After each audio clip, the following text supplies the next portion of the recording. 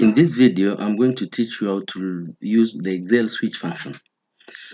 The Excel switch function is a new function in Office 2019. It's also available in Excel for Office 365, Excel for Office 365 for Mac, Excel for the web, Excel 2019 desktop, that is for Windows, Excel 2019 for Mac also.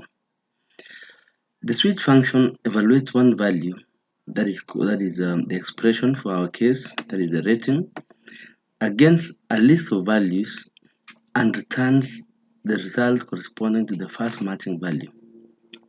If there is no match, an optional default value may be returned.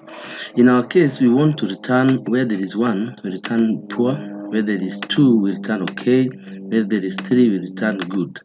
Then for any other value that is not 1, 2, 3, we want to return X. So it could be 5, it could be 10, any other value that is not only 1, 2, and 3. So this is how the switch function evaluates. So switch, then our expression will be the one on B2. Then the value we want to return is 1. That is the value 1. For where we have 1, return poor. Where there is 2, return okay. Where there is 3, return good. And for any other value that is not 1, 2, 3, we return XX. Then you press enter to get the result. So pull it down to that point. So you can see where we have 4, because it's not 1, 2, 3, it returns XX.